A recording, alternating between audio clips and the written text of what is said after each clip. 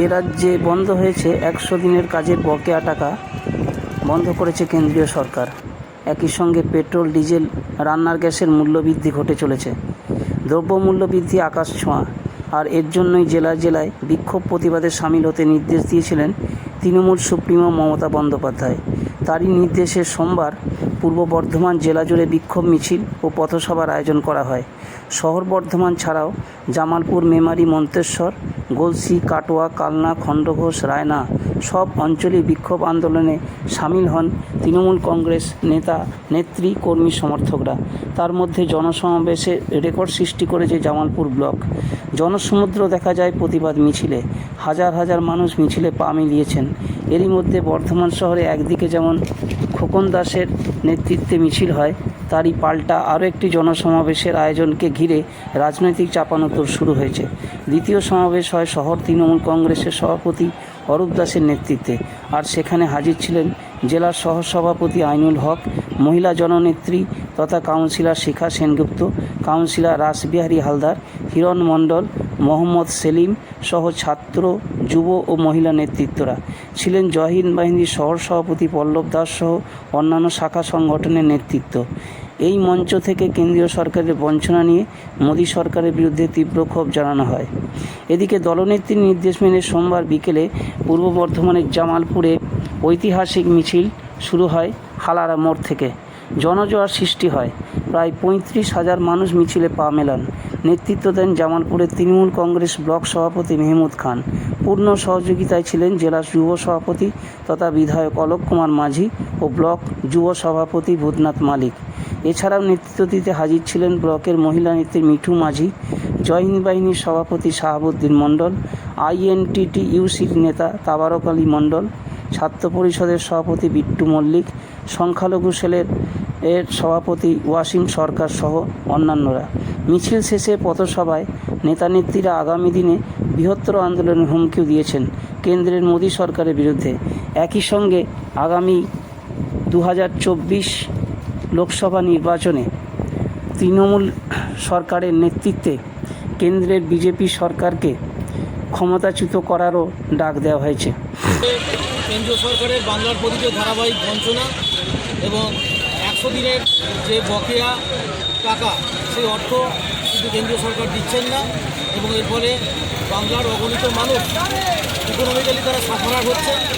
এবং কেন্দ্রীয় সরকার এটাই হয়তো বোঝাতে চাইছে যে অ্যাকচুয়ালি তারা ফেডারেল স্ট্রাকচার বা যুক্তরাষ্ট্রীয় পরিকাঠামো মানছেন না, এবং দিল্লির মসনদে অধিষ্ঠিত হয়ে কেন্দ্রীয় সরকার যে মিলিটারি মনোভাব, সেই মিলিটারি মনোভাব কিন্তু পশ্চিমবঙ্গের প্রতি প্রয়োগ করছে।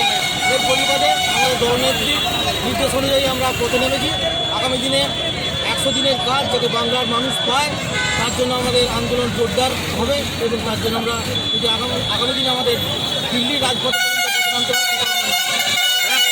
বিধানসভা ভোটের সময় আমরা দেখেছিলাম যে একটা বিজেপির একটা হুইপ ছিল, সেই জায়গায় আজকে দাঁড়িয়ে এত বড় মহামিছিল, কি বলবেন? দেখুন, বাংলার মানুষকে সাম্প্রদায়িকতার দিকে তুলে বাংলায় যে ভোট করে, এবং আমরা দেখেছিলাম দিল্লি থেকে যে বড় বড় নেতারা ডেলিগেশন জারি করেছেন, এবং অর্থ প্রচুর পরিমাণে বাংলার বুকে সরানো হয়েছিল 21 সালে বিধানসভা। 100 দিনের যে টাকা কেন্দ্র সরকার বন্ধ করে দিয়েছে এবং 100 দিনের কাজও বন্ধ করে দিয়েছে, তার প্রতিবাদে প্রত্যেকটা ব্লকে 5 তারিখ বুথে বুথে 6 তারিখ ব্লকে আজকে জামালপুর ব্লক তৃণমূল কংগ্রেসের পক্ষ থেকে সব উইংসদেরকে নিয়ে, আমাদের জামালপুর বিধানসভার বিধায়ক এবং সব উইংসকে নিয়ে আজকে আমরা আলা থেকে আনামোড় পর্যন্ত আমাদের মিছিলের প্রতিবাদ মিছিলের আয়োজন করা হয়েছিল।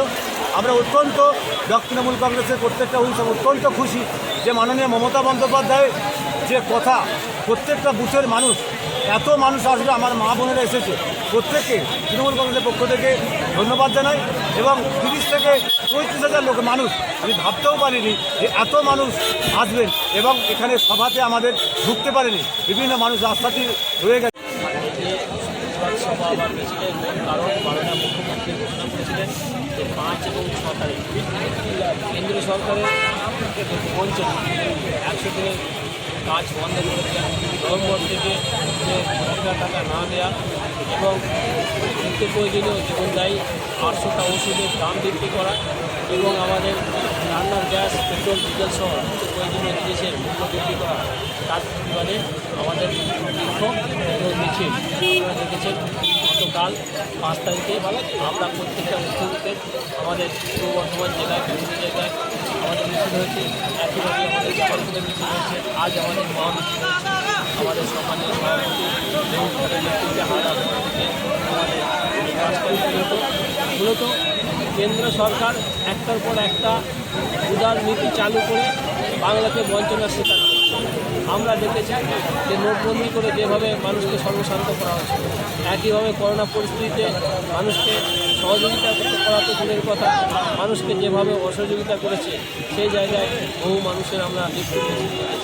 এবং একইভাবেই দেখুন আজকে রান্নার গ্যাসের যেভাবে দাম বাড়িয়েছে, 100 দিনের কাজ গরিব মানুষের, মেহনতি মানুষের পেটের ভাত সেটাকেও বন্ধ করে দিচ্ছে। আপনারা দেখেছেন যে লকডাউনে মমতা বন্দ্যোপাধ্যায় বাংলা শ্রেষ্ঠ দুর্গা পুজো যখন বন্ধ হয়ে যাবে, মানুষ পারবে না, তখন আজকে অনুদান দিয়েছে।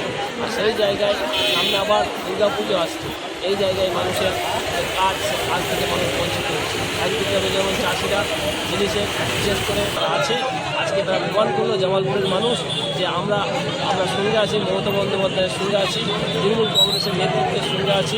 আমাদের নেত্রী ডাক দিয়েছেন যদি এই আন্দোলনে যদি কাজ না হয়, কলকাতা থেকে দিল্লি পর্যন্ত এই আন্দোলনের আওয়াজ বা বার্তা পৌঁছে দেবে। আমরাও সেটা চাই। অপদার্থ সরকার, তৃণমূল সরকার দিল্লিতে